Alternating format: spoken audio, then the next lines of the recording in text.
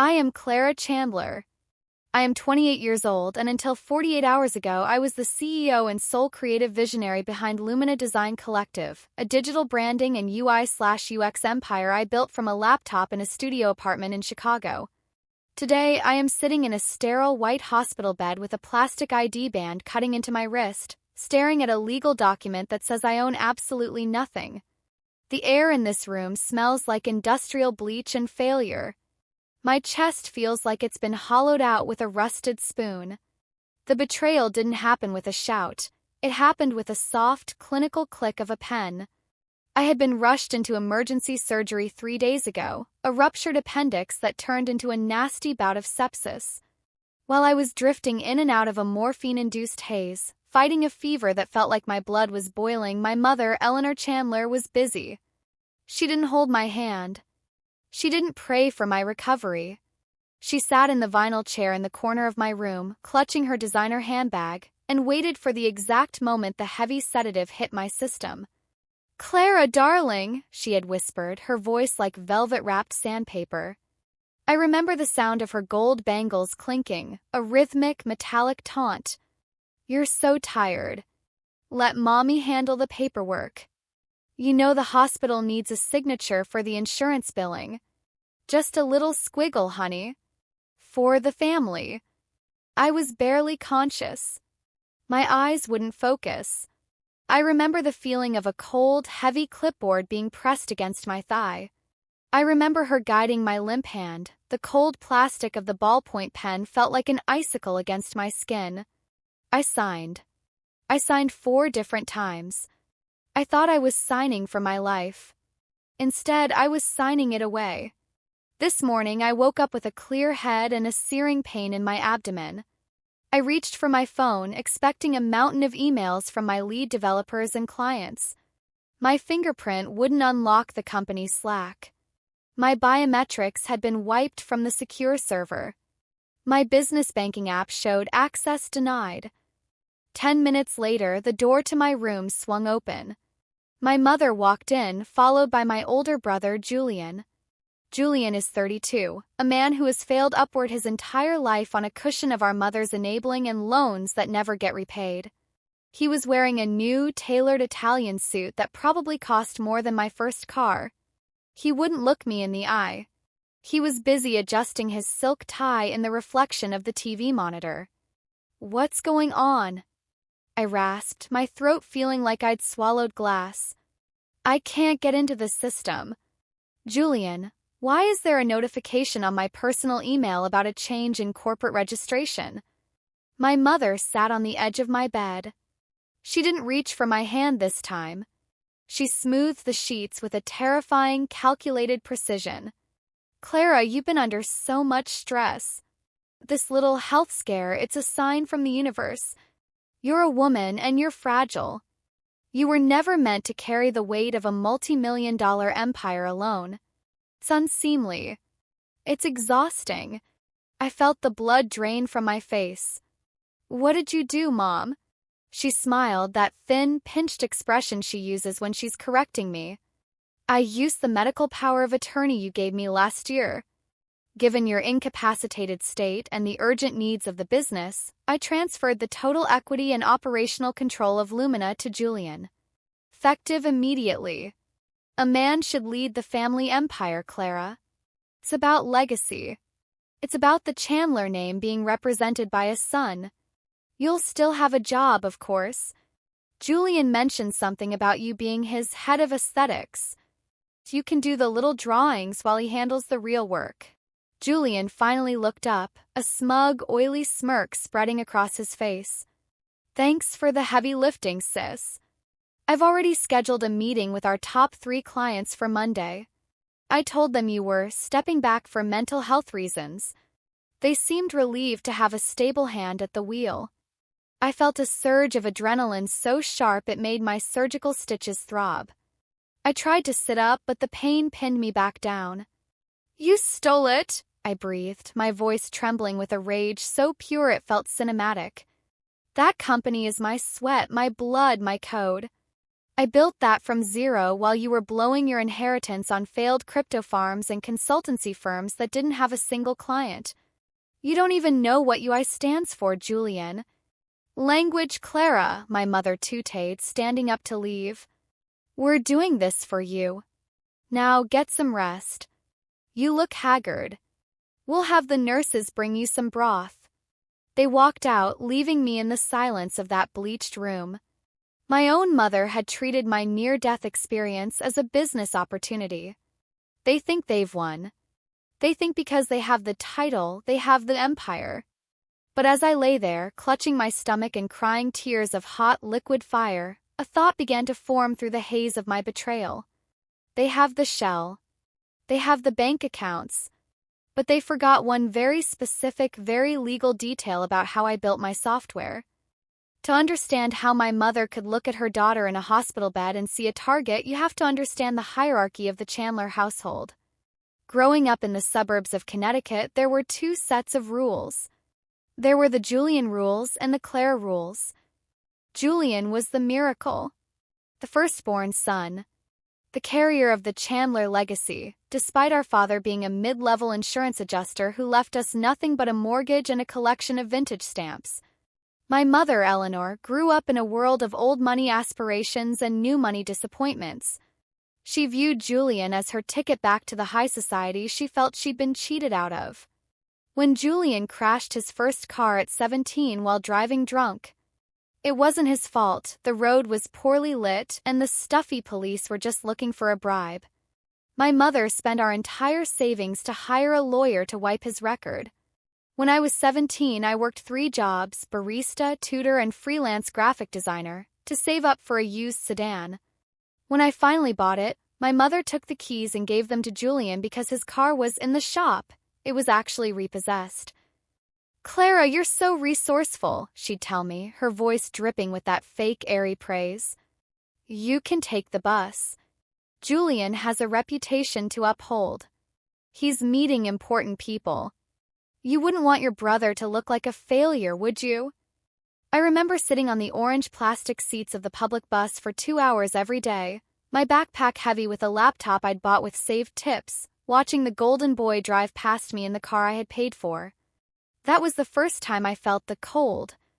It's a physical sensation in the center of my chest, a freezing realization that I am not a person to them, I am a resource. The favoritism wasn't just about money, it was about the fundamental right to exist. My mother used to host these legacy dinners where she'd invite her bridge club and a few local business owners. Julian would stand at the head of the table, reciting half-baked ideas about disrupting the market, while my mother beamed as if he were Steve Jobs. I was expected to cook the meal, serve the wine, and then disappear. One night, when I was 23, I tried to join the conversation. I had just landed my first major contract, a $50,000 rebranding project for a tech startup in Austin.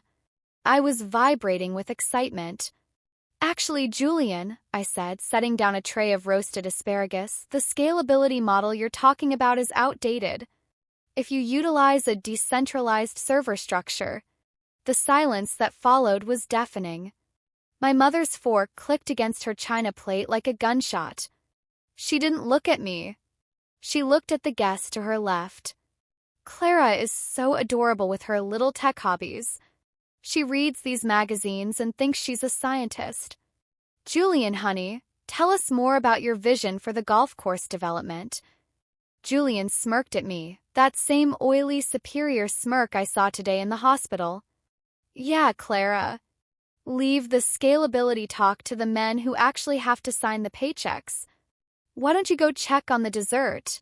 I went into the kitchen, gripped the edge of the granite countertop until my knuckles turned white, and made a vow. I would build something so big, so undeniable that they would have to acknowledge me. I would build a fortress they couldn't enter. For 5 years, I worked 18-hour days. I lived on ramen and caffeine. I coded until my eyes bled and my wrists throbbed with carpal tunnel. I built Lumina Design Collective from a one-woman freelance gig into a powerhouse with 20 employees and a client list that included Fortune 500 companies. I bought my own condo. I bought my own car. I never asked for a dime. But the toxicity of a family like mine is a slow-acting poison. You think you've escaped, but you keep the door cracked open just a little bit because you're starving for the love they refuse to give. 2 years ago, when Julian's luxury concierge business folded after 6 months and $200,000 of Mom's retirement money, he came crawling to me. He wanted a job. "Just a VP role, Clara," he'd said, sitting in my glass-walled office, looking like a little boy in his father's suit. "To help with strategy. Mom says it's only fair since you're doing so well and the family is struggling." I should have said no. Every fiber of my being screamed no. But my mother called me every night for a week, crying about how Julian was depressed, how he was lost, and how it was my duty as a sister to provide for the family. "You have so much, Clara," she sobbed into the phone. "Don't be greedy. Don't be that kind of woman. Share your success with the brother who protected you when you were little." He never protected me. He once told the neighborhood kids I had lice so they wouldn't play with my toys. So I gave him a consultancy role. I gave him a high salary and a title that sounded important but had no actual power. I thought I was buying peace. I thought I was paying a family tax to keep them off my back. What I was actually doing was inviting the wolf into the den and giving him a map of the floor plan. Julian spent 2 years playing the part of the supportive brother while secretly feeding my mother's resentment. He convinced her that I was unstable, that I was manic, and that my success was a fluke that he was actually responsible for. And then came the medical power of attorney. Last year, I had a minor fainting spell from overwork. My mother pounced. She staged an intervention, crying about how if something happened to me, the company would vanish and the employees would starve. She begged me to sign a document giving her power of attorney, just in case of an emergency. "I'm your mother, Clara," she'd said, her eyes wide and wet. "I just want to make sure you're taken care of. I would never do anything to hurt you." I believed her. 'Cause despite everything, I still wanted a mother. Now, as I lay in this hospital bed, I realized that the emergency she was waiting for wasn't a tragedy, it was an opportunity. She didn't want to save me, she wanted to harvest me. She and Julian had been planning this the moment my appendix started to ache. They didn't see a daughter in pain, they saw a "for sale" sign on a golden goose. But Julian is an idiot. He's always been an idiot. He thinks a company is just a bank account and a logo. He doesn't understand that Lumina isn't just a name. It's a proprietary suite of design algorithms and encrypted source code that I wrote myself. And I know something he doesn't. When I set up the company, I didn't just register the business. I registered the intellectual property, every line of code, every design template, every secret sauce algorithm, to a separate holding company. Company that is 100% owned by a private trust. A trust that my mother's medical power of attorney cannot touch, because it was established under a specific dead man's switch clause years ago. The golden boy just stole a car with no engine, no wheels, and a self-destruct timer that's already started ticking. I reached for the nurse call button. I didn't need broth. I needed my lawyer. And I needed to make sure Julian and Eleanor Chandler learned exactly what happens when you try to steal the sun. The nurse, a kind woman named Sarah who smelled faintly of lavender and antiseptic, didn't ask questions when I requested my laptop. She just saw the wreckage in my eyes and the way I was shaking. "Work is the only thing that keeps the heart beating sometimes, honey," she whispered, pulling the rolling tray table over my lap. As soon as she clicked the door shut, the confession began. My fingers, still trembling from the anesthesia, flew over the keys. I wasn't checking my bank account, I knew it was drained. I wasn't checking the company Instagram. I knew Julian had already posted a new leadership, new vision graphic that looked like it was designed in Microsoft Paint. I was looking for the ghost protocols. While I was coding the backbone of Lumina, I had been reading a lot about corporate espionage. I was a young woman in a male-dominated field, and I was paranoid. I had built a backdoor into the entire system, not to steal but to protect. I called it the Icarus Clause. The primary administrative credentials were changed without a two-factor biometric override from my specific hardware key, a key that was currently tucked inside a hidden compartment of my vanity at home. The entire library of proprietary design assets would automatically move into an encrypted cold storage state.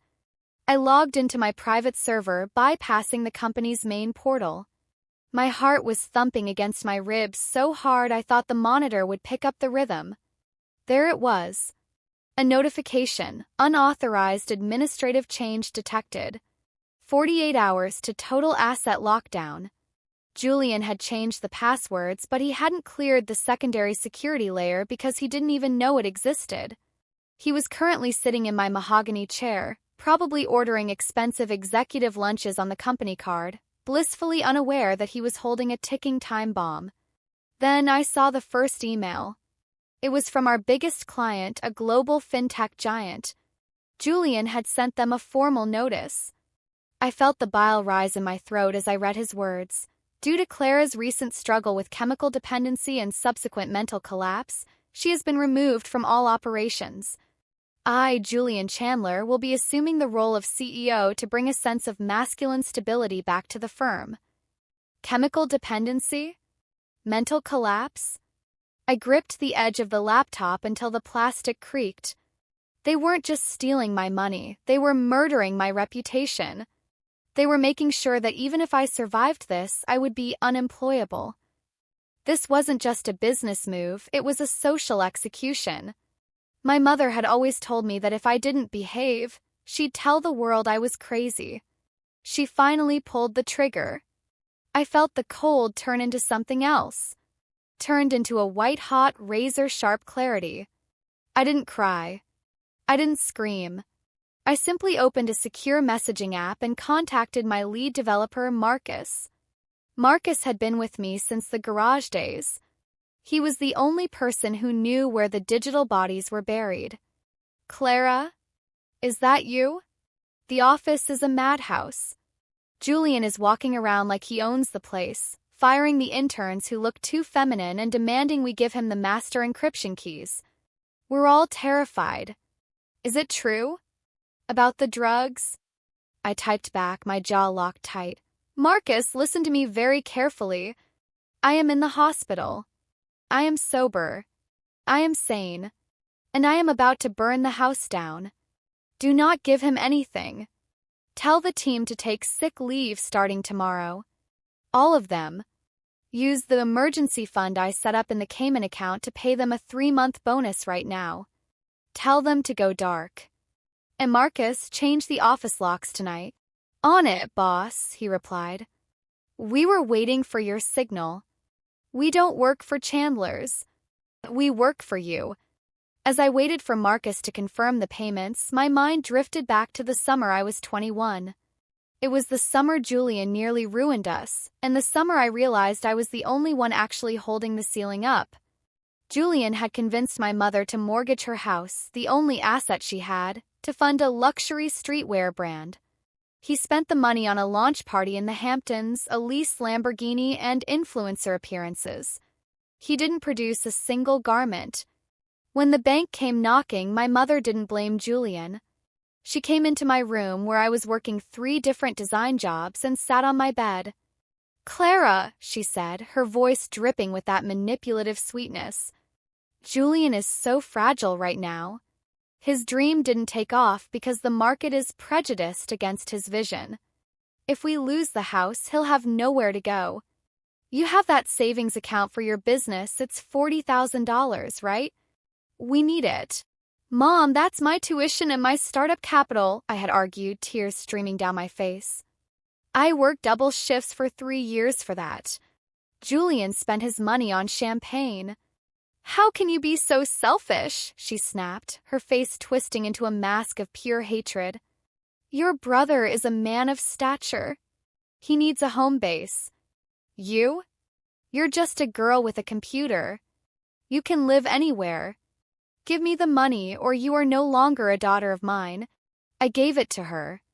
I gave it to her because I was 21 and I still believed that if I was good enough, she would finally love me as much as she loved him. I stayed in that house, working in the attic, while Julian lived in the basement suite, sleeping until noon and complaining that the vibes in the house were dampening his creativity. I remember one night I was down in the kitchen getting water. I heard them talking in the living room. "Don't worry, Eleanor," Julian's voice was smug. "Clara is a workhorse. She's like a pack mule. We just have to keep her thinking she's part of the team and she'll keep printing money for us. She doesn't have the spine to leave." "She's a plain girl," my mother sighed. "She'll never marry well. It's lucky she's smart, I suppose. It ensures your future. You were always meant for greatness, Julian. She's just the engine that gets you there." I didn't confront them. I went back to the attic, locked the door, and began the secret work of building Lumina. I built it in the shadows. I built it with the knowledge that my own family was a predator. I thought I had built a high enough wall. But I forgot that the predator has a key to the front door if you're stupid enough to give it to them. Lying in the hospital, looking at the access-denied screens, I realized that my mother's plan wasn't just to give Julian the company. It was to strip-mine me. They had already contacted a liquidator. I found a deleted file in the shared cloud drive. Julian had been getting quotes to sell Lumina's client list and proprietary tech to our biggest competitor, Vanguard Systems, for $8 million. He wasn't going to run the company. He was going to sell the heart and lungs of my life's work to fund another decade of his golden boy lifestyle, leaving me with nothing but a medical bill and a ruined name. The physical pain in my abdomen was nothing compared to the cold, crystalline realization that my mother would rather see me destroyed and Julian rich than see me successful and Julian average. "Okay, Julian," I whispered to the empty, white room, the light of the laptop reflecting in my narrowed eyes. "You want the family empire? You can have it.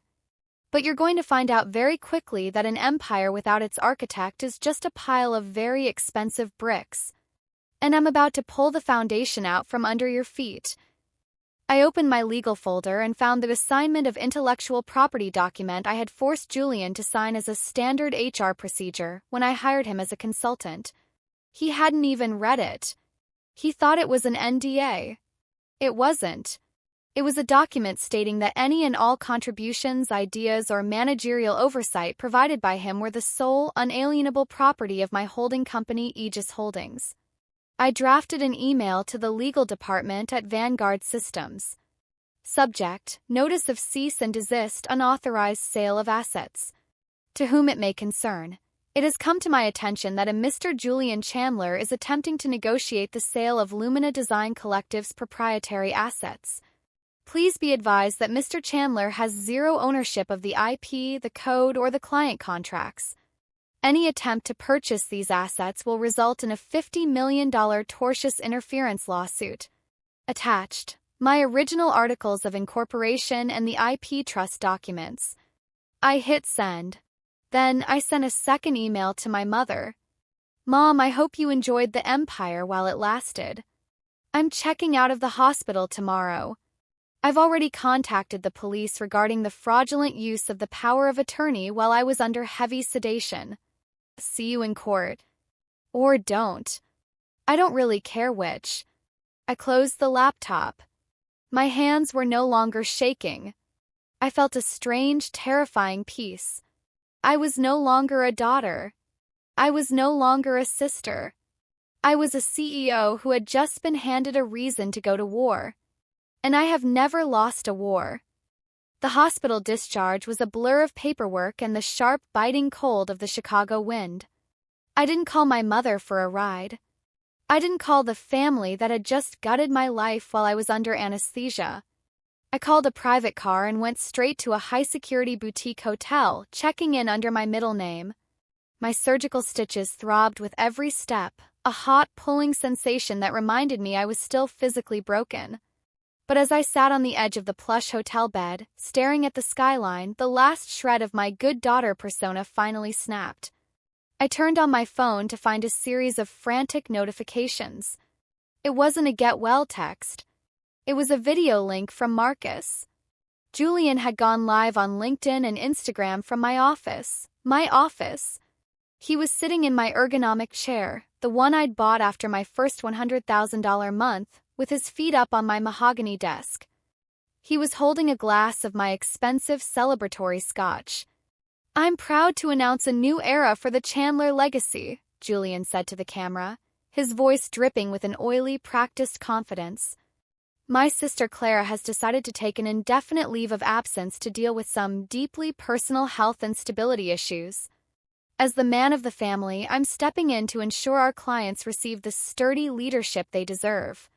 We're trimming the fat, refocusing on traditional values, and moving away from Clara's, let's call them emotional design choices." The last straw wasn't just the theft. It was the check-in call that followed 10 minutes later. My mother called me, her voice light and airy, as if we were discussing the weather. "Clara, darling, I saw you checked out of the hospital. Don't go back to your condo.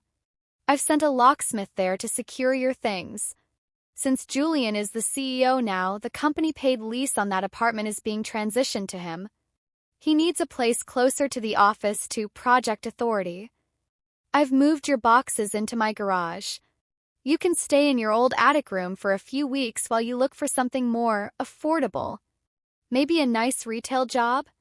Something with less stress for your poor head." I listened to her breathe on the other end of the line.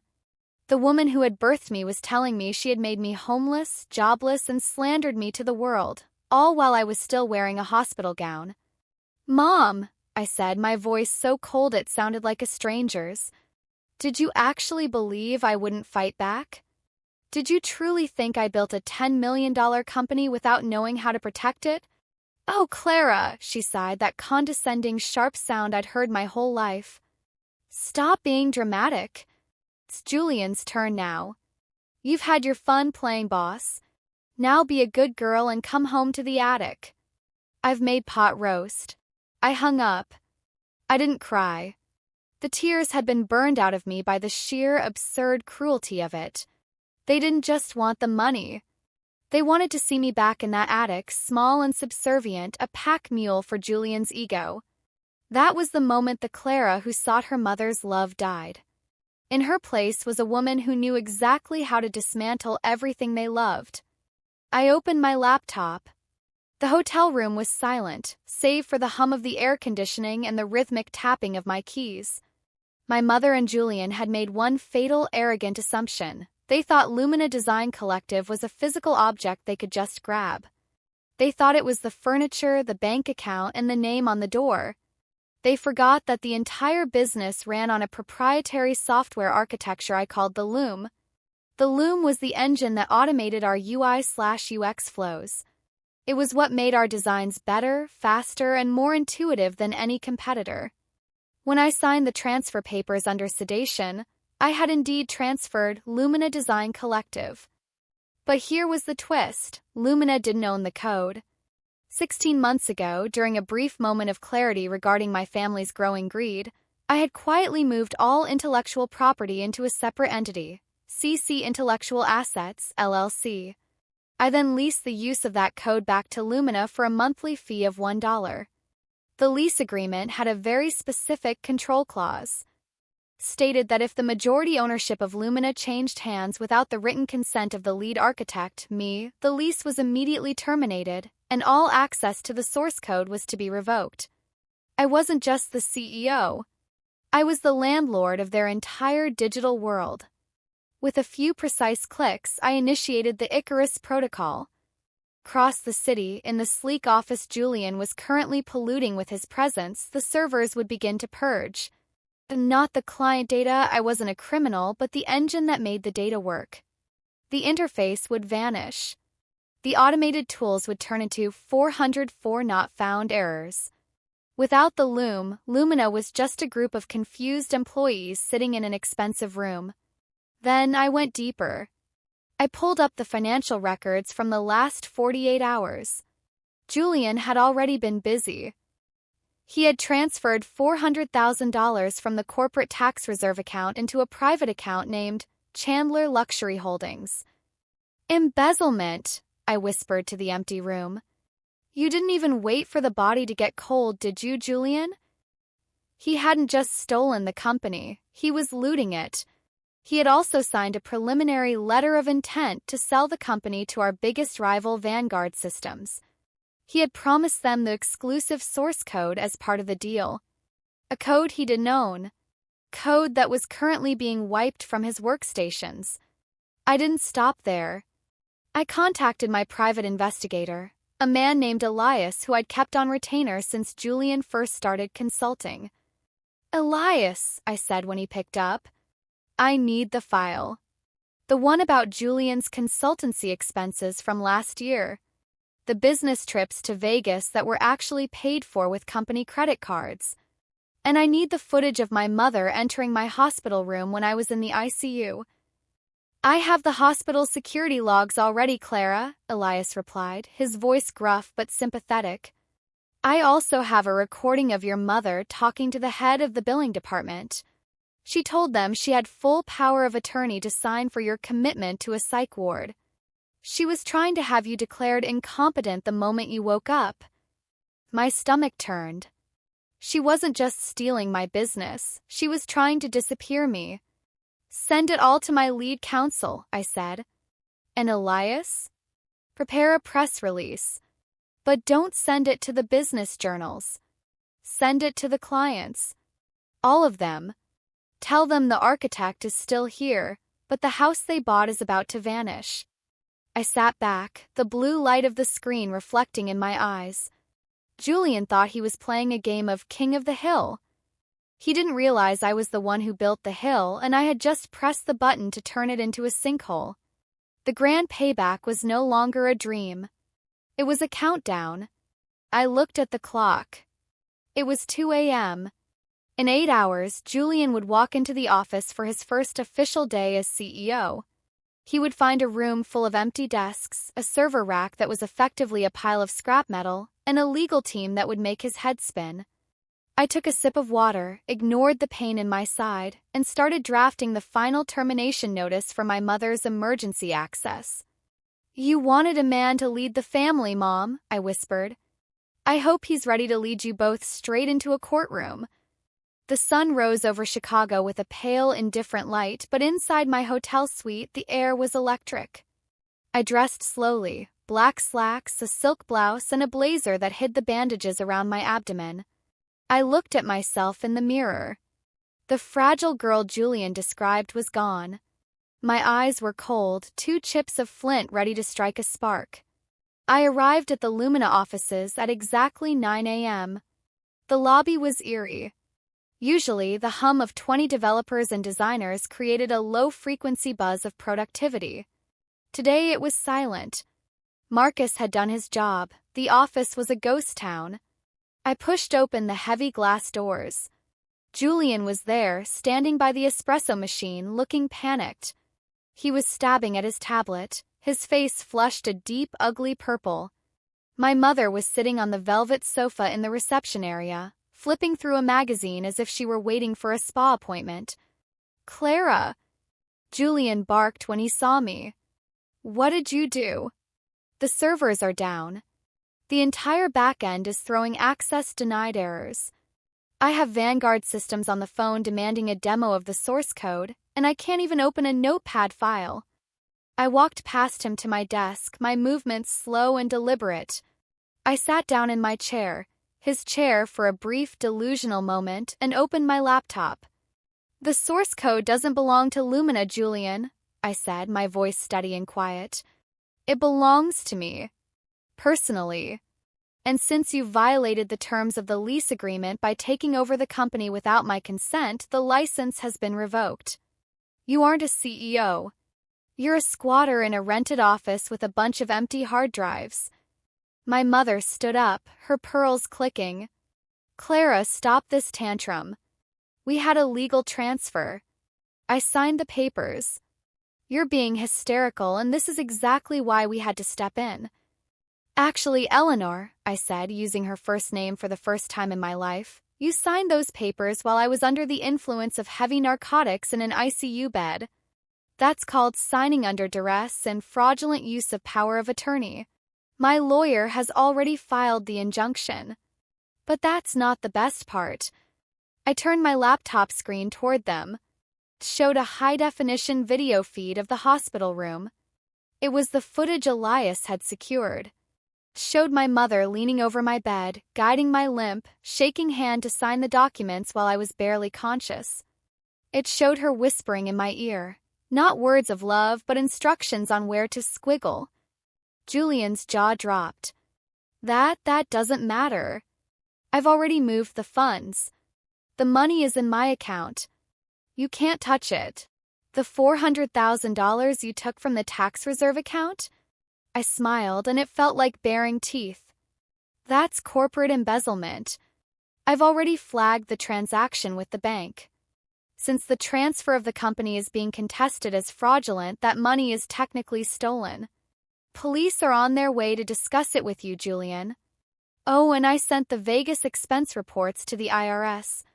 Turns out, claiming strippers and high-stakes poker as market research is a felony. Color drained from Julian's face so fast I thought he might faint. He looked at the door, then back at me. Clara, wait. We're family. We can talk about this. I'll give it back. I'll give it all back. It's too late for family, Julian, I said. I've already moved the clients. I sent a personal video to every single one of them this morning, explaining the attempted hostile takeover and the fraud. They've all signed new contracts with my holding company. You didn't just lose the code, you lost the business. You're left with the debts, the lawsuits, and the lease on this office. Which, by the way, is due on the 1st. The elevator chimed. 2 men in dark suits walked out, detectives. My mother started to shriek, a high-pitched, decorative sound that held no real power. Julian just slumped against the wall, the golden boy finally tarnished beyond repair. As they let him out in handcuffs for the financial fraud, I didn't feel joy. I felt a profound, hollow peace. 2 months later, I am sitting on the deck of a small house I bought in the Pacific Northwest. The air here doesn't smell like bleach, it smells like pine and salt. Lumina is gone. I closed it down and started something new, Aegis Labs. All 20 of my employees followed me. We work remotely now. We are smaller, faster, and more protected. I haven't spoken to my mother since the day at the office. She sent a flurry of letters at first, alternating between begging for money to pay Julian's legal fees and cursing me for destroying the family. I didn't read them. I burned them in the fireplace, watching the ink of her lies curl into black ash. Julian is facing 5 to 7 years for embezzlement and tax evasion. My mother had to sell her house to keep him out of the worst-rated prison in the state. She's living in a small, 1-bedroom apartment now. I hear the vibes aren't great. I used to think that family was a bond of blood that couldn't be broken, no matter how much it bled you dry. I was wrong. Family isn't the people who share your DNA, it's the people who share your values. It's Marcus, who stayed up all night to protect my servers. Sarah, the nurse who gave me a laptop when I was at my lowest. It's the team that refused to work for a thief. I still have a scar on my abdomen. It's a thin, silver line that reminds me of the night I almost died and the day I truly woke up. I am 28 years old, and for the first time in my life, I am not a pack mule. I am not a resource. I am the architect of my own life. The Chandler legacy didn't die because of me. It died because it was built on a foundation of greed and the belief that a woman's brilliance is just a commodity for the men in her life to harvest. I look at my laptop, open to a new project. My hands are steady. My heart is full. And the only empire I care about leading is the one I've built with people who actually love me. The golden boy is in a cage and the plain girl is finally free.